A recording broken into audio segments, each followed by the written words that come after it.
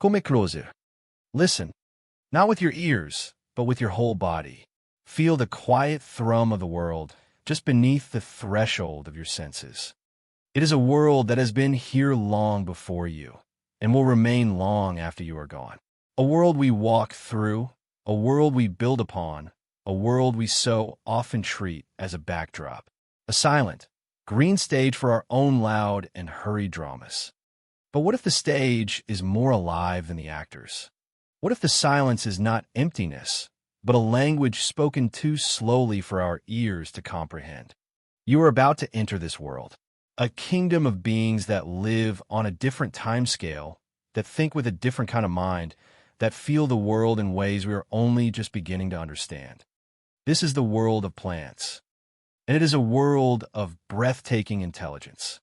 Take a breath. Let the air fill your lungs.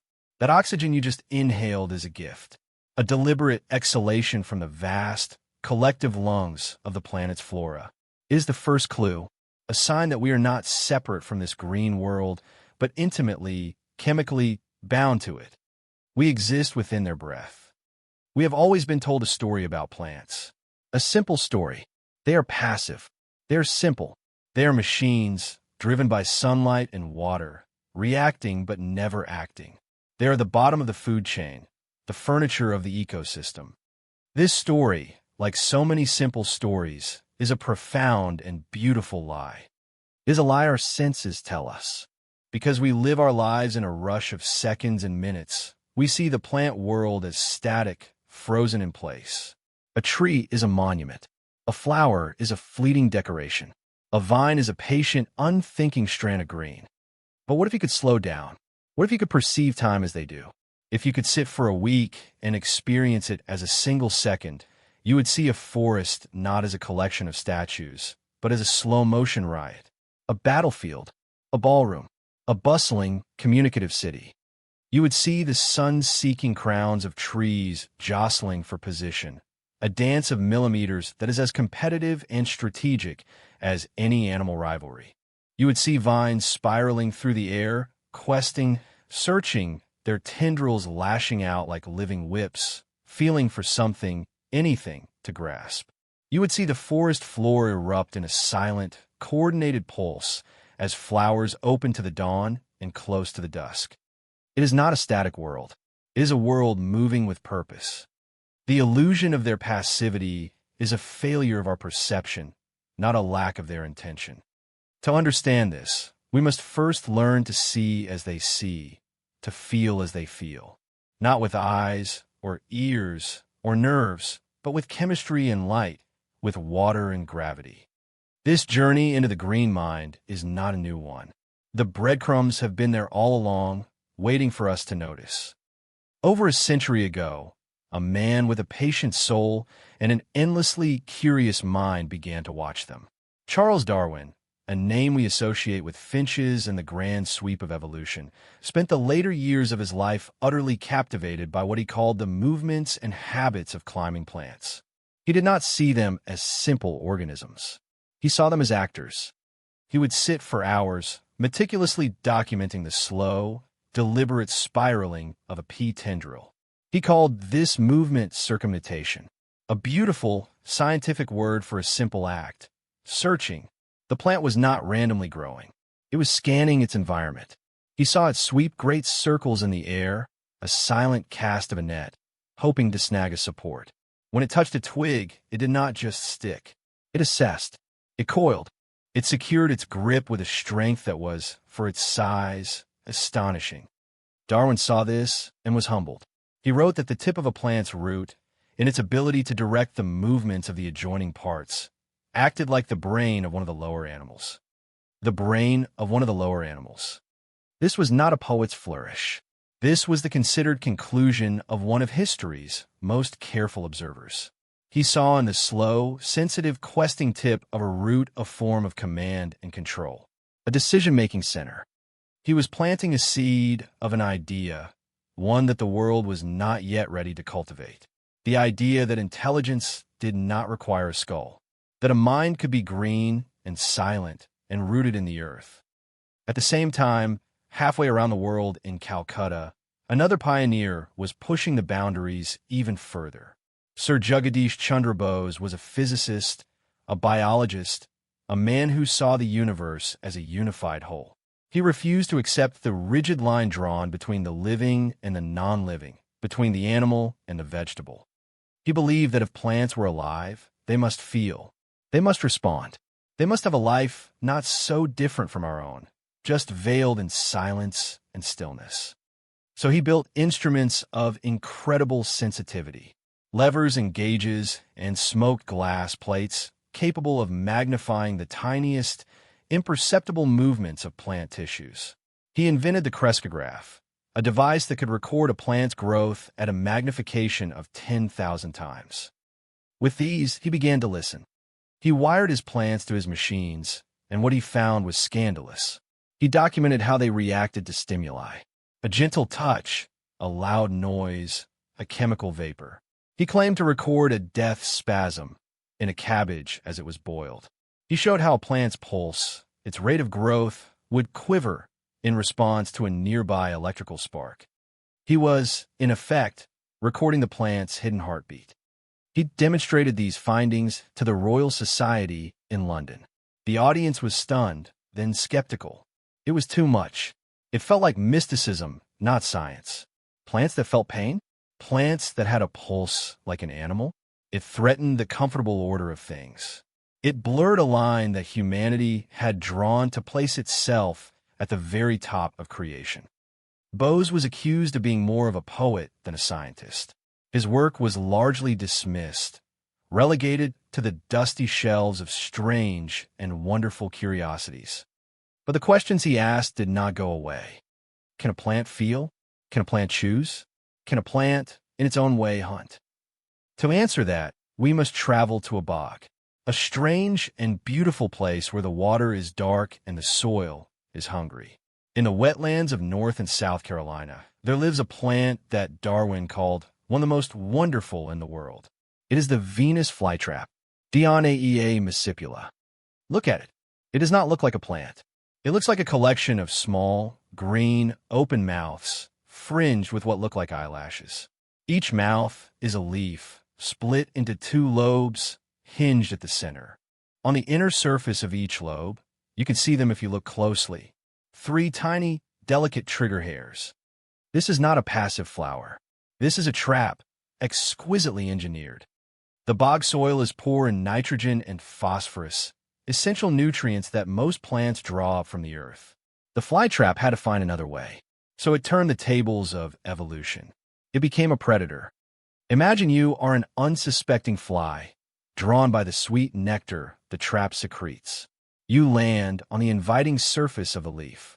You brush against one of the tiny trigger hairs, and nothing happens. This is the first moment of astonishing intelligence. A single touch could be anything. A falling piece of debris, a random raindrop. To snap shut on such a false alarm would be a tremendous waste of energy. A flytrap can only open and close its traps a handful of times before that leaf withers and dies. It cannot afford to be impulsive. So it waits. It remembers the first touch. How does a plant remember, even for a moment? It does so with a language we are only just beginning to decipher, the language of electricity. When that first hair is bent, it generates a tiny electrical charge, a calcium wave that spreads across the leaf. It is a signal, an action potential, almost identical in its nature to the nerve impulses that fire in your own body. The plant has registered the touch. It has started a clock. It is holding a thought. Now you, the fly, continue to walk. Within about 20 seconds, you brush against another trigger hair. That is the confirmation. The second electrical signal arrives, and, combined with the lingering charge of the first, it crosses a threshold. A decision is made. A cascade of events is triggered, a beautiful and complex dance of physics and biology. Water is rapidly pumped from the cells on the inside of the leaf to the cells on the outside. The leaf, which was held open in a state of tension like a stretched spring, suddenly loses its internal pressure. The trap snaps shut. It happens in less than 1/10 of a second. A green cage closes around you. This is not a simple mechanical reaction. This is computation. The plant has counted. 1. Wait. 2. Go. It is a simple algorithm, but it is an algorithm nonetheless. It is information processing. It is memory. But the intelligence does not stop there. The trap is not fully sealed yet. The cilia on the edge are interlocked, forming a cage. This gives a very small insect a chance to escape. Why? Because a tiny insect is not worth the energy it would take to digest it. The plant is weighing cost against benefit. It is making an economic decision. If the struggling prey is large enough, it continues to brush against those trigger hairs inside the now-closed trap. This serves as a third layer of confirmation. 5 or more touches, and the trap begins to seal fully, forming an airtight, watertight chamber. It becomes a stomach. The plant begins to secrete digestive enzymes, breaking down the soft tissues of its prey, absorbing the precious nitrogen and phosphorus it needs to survive. For 5 to 12 days, it will digest its meal before slowly, carefully reopening its mouth to the world, ready for the next. Is this not hunting? It is a hunt conducted without muscle, without a nervous system, without a centralized brain. It is a hunt built from counting, from memory, from cost-benefit analysis, from electrical signals that whisper across the surface of a leaf. The Venus flytrap is not an anomaly. It is a dramatic messenger, a living exclamation point shouting a truth that is whispered throughout the entire plant kingdom. The intelligence is there. You just have to know how to look. Now let's pull our focus back from a singular, dramatic intelligence of a carnivorous plant to something far wider, far quieter, and perhaps far more profound. Let us go to a forest, an old forest. Stand among the ancient trees. Look up at the canopy, a cathedral of green light. Feel the soft earth beneath your feet. You are standing in what appears to be a crowd of silent, solitary giants. Each tree an individual, competing for light and water. A lonely struggle for existence. That is what we once believed. That is the story our eyes tell us. But the real story, the deeper story, is happening right under your feet in the silent darkness of the soil. For decades, ecologists noticed something strange. They saw that seedlings growing in the deep shade of a parent tree, where there was not enough light for them to photosynthesize and survive on their own, were not dying. They were being kept alive. Something was feeding them. But what? The answer lay in a partnership, an ancient symbiosis between the roots of the trees and a vast, underground network of fungi. Mycorrhizal fungi. These are not the mushrooms you see on the forest floor. Those are just the fruiting bodies, the tip of the iceberg. The vast majority of the fungus exists as a sprawling, intricate web of impossibly fine threads called mycelium. These threads fuse with the root tips of the trees in a mutually beneficial exchange. The fungus, which cannot photosynthesize, gets sugars and carbon that the tree produces with sunlight. In return, the fungus acts as a massive extension of the tree's own root system. Its fine threads can penetrate soil far more effectively, drawing in water and crucial nutrients like phosphorus and nitrogen, and delivering them back to the tree. It is a beautiful partnership, but it is so much more than that. The mycelial web is not just a collection of one-to-one partnerships. It is a network, a vast, interconnected grid that links almost every tree in the forest. A single fungus can be connected to dozens of trees. A single tree can be connected to dozens of fungi. It has been called the Wood Wide Web. It is a biological internet, a network of information and resource exchange that turns a collection of individual trees into a superorganism, a community. Through this network, the forest communicates. Scientists, pioneers like Suzanne Samar, who have spent their lives mapping these hidden connections, have shown us what these conversations look like. They are not spoken in words, but in chemicals. A tree under attack by insects will release chemical distress signals, not just into the air, but down through its roots and into the mycelial network. This warning travels through the web to neighboring trees. Forewarned, those trees can begin to ramp up their own defenses, producing chemicals that make their leaves less palatable to the invaders before the first insect even arrives. It is a shared immune system, a forest-wide alarm bell. The communication is not just about danger. It is also about love, about family. A mother tree, one of the great hub trees of the forest, can recognize its own kin. It can tell the difference between its own seedlings and the seedlings of a stranger. And through the network, it favors its own. It sends more carbon, more nutrients to its children, nurturing them in the shade, giving them the strength they need to reach for the light. It is parental care expressed through the slow, silent language of the soil. When one of these great mother trees is dying, it does not simply hoard its resources. It begins a final, great act of generosity.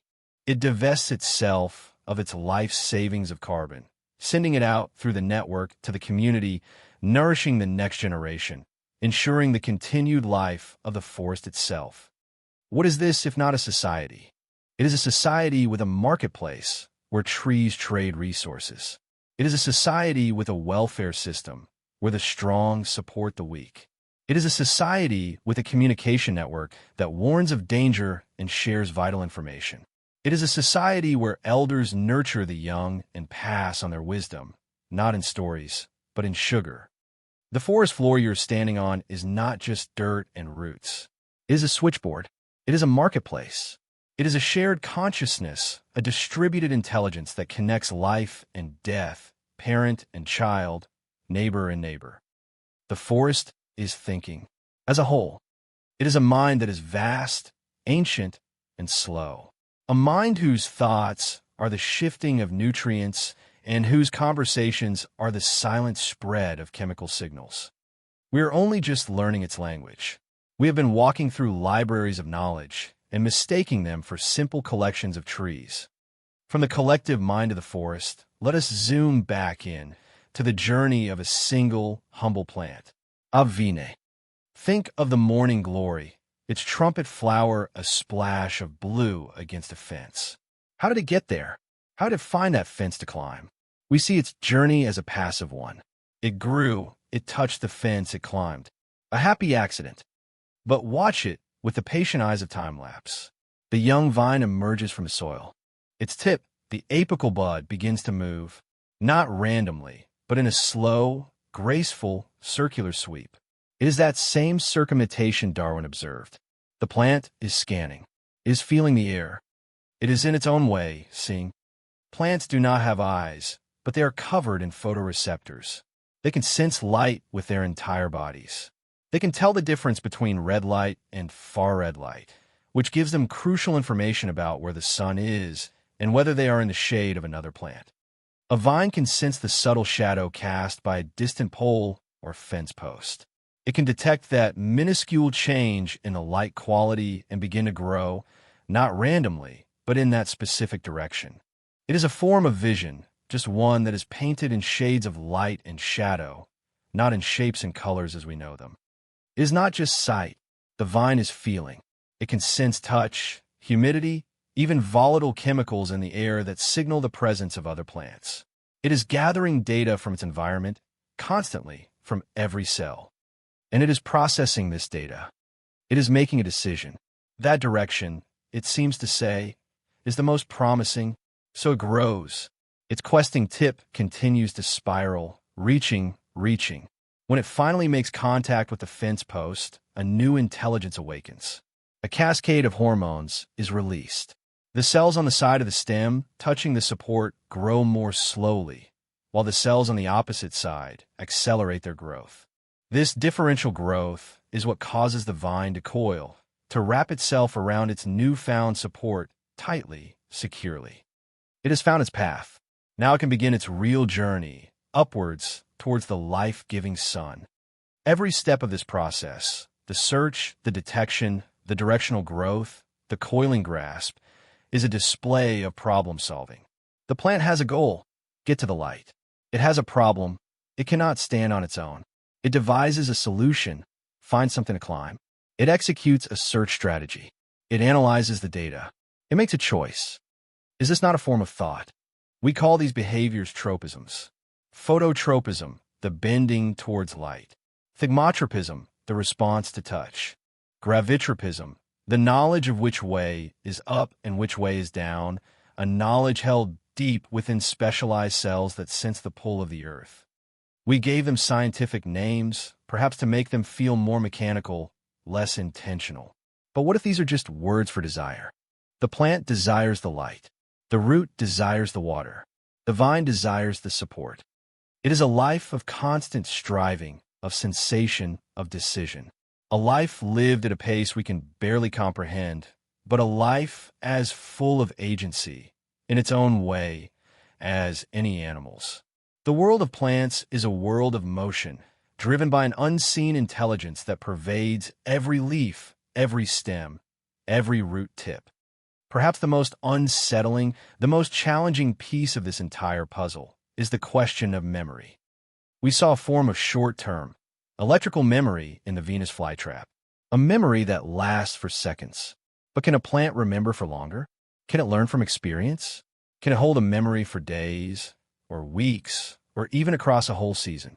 To find the answer, we must meet another remarkable plant, Mimosa pudica, the shy plant, the touch-me-not.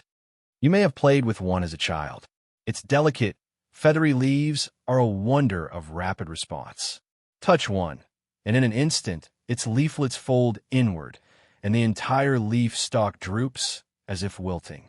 It looks like an act of profound shyness. This movement is a defense mechanism.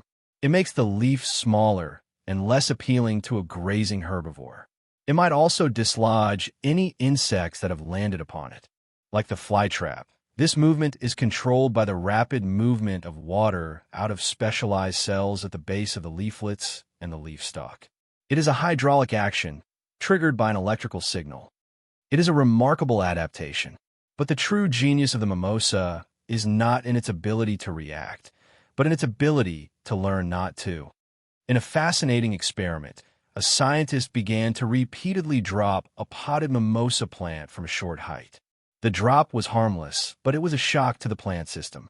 The first time it was dropped, all its leaves folded up just as they would to a touch. The second time, the same. The third, the same. But then, something began to change. The plant, it seemed, began to realize that this particular stimulus, this sudden drop, was not followed by any real danger. It was not a grazing mouth. It was not a harmful insect. It was a false alarm. And so, it began to ignore it. After just a few repetitions, the plant stopped folding its leaves when it was dropped. It had learned. It had habituated to the stimulus. This is not simple fatigue. If the scientist then touched the leaves of the trained plant, it would immediately fold them. It had not lost its ability to react. It had specifically learned to filter out one particular, meaningless signal. It had formed a memory. And here's the most astounding part. How long did this memory last? The scientist would leave the plants alone and then test them again. A day later, a week later, even a month later, the plants still remembered. They still ignored the drop. A memory lasting for weeks in a being with no brain. Where is it stored? How is it encoded? We do not fully know. Some theories suggest it is held in patterns of calcium ions within the cells. Others point to epigenetic changes, temporary modifications to the plant's DNA that alter how its genes are expressed without changing the code itself. It is a profound mystery, a ghost in the green machine. This capacity for memory is not limited to the dramatic mimosa. It is a quiet, fundamental part of being a plant. Think of a tulip bulb. It must experience the cold of winter before it will flower in the spring. This is called vernalization. The plant has to measure and remember a prolonged period of cold. It is a seasonal memory, a biological clock that tells the plant, winter has passed. It is safe to bloom now. This memory ensures the flower does not foolishly open during a brief warm spell in autumn, only to be killed by the coming frost. It is a form of prudence, of foresight, born from a memory of the cold. So plants can learn. They can remember. They can communicate.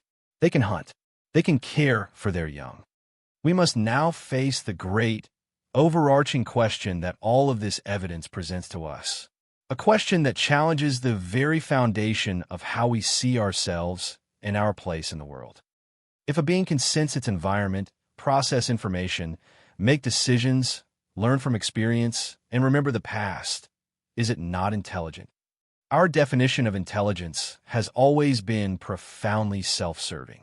We define it by the things we do well. Abstract reasoning, complex language, tool making. We build a throne called consciousness and placed our own brains squarely upon it. We have used the brain as the sole metric of a mind. If it does not have a brain, it cannot think. But what if that is a catastrophic failure of imagination? What if the brain is just one model of a mind, one architecture for processing the world? Perhaps plants simply chose a different path. Their intelligence is not centralized, it is distributed. A plant is a modular being. You can cut off a branch, and the plant survives. That branch can even grow into a new plant. This resilience required a different kind of mind. It could not afford to have a single, vulnerable command center. So, the intelligence is everywhere. In the root tips that sense water and gravity. In the leaves that taste the quality of light. In the vascular system that transmits chemical signals. The entire plant is the brain. A slow, decentralized collective consciousness of cells, all working together. You're built from this same stuff. The electrical signals in the Venus flytrap are kin to the signals in your nerves. The hormones that govern a plant's growth are chemically related to the hormones that surge through your own body. The fundamental building blocks of life and response are universal. You are not separate from this green world. You are an extension of it, a faster, more frantic, more centralized version of the same fundamental drive. The drive to sense, to grow, to respond, to be. What does real even mean when the world is so much more than it appears? When you walk on a lawn, you're not walking on a carpet. You are walking across the tops of millions of individual, sensing beings, each one tasting the light, feeling the pressure of your foot, communicating with its neighbors through a tangle of roots beneath the soil.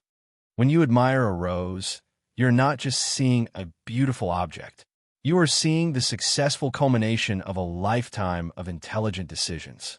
A successful search for light and water. A successful defense against pests.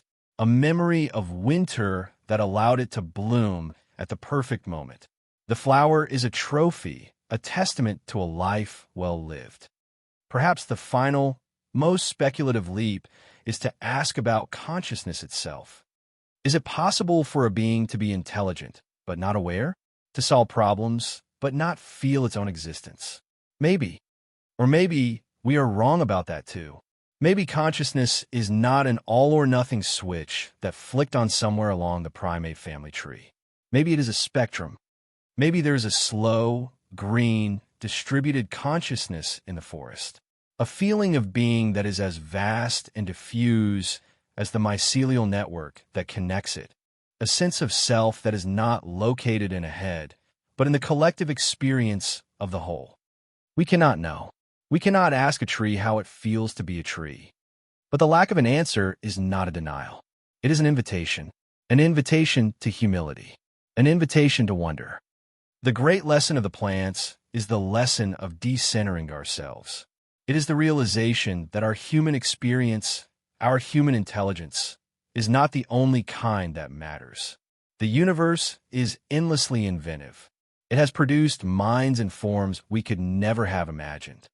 A mind that tastes light, a mind that counts touches, a mind that remembers the cold, a mind that speaks in the language of sugar and whispers warnings through a web of fungus.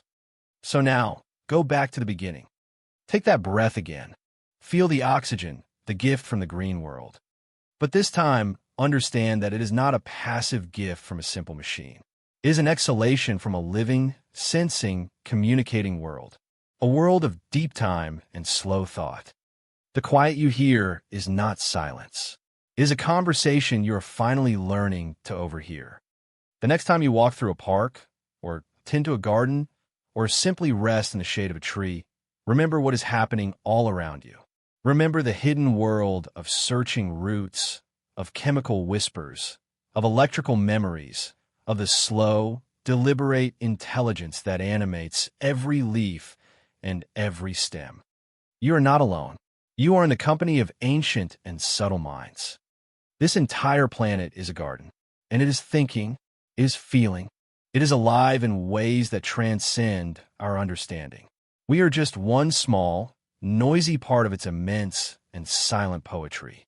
A poetry written in chlorophyll, a story told over millennia, a consciousness that breathes and waits and grows. Listen, can you feel it now? The quiet thrum of the green mind.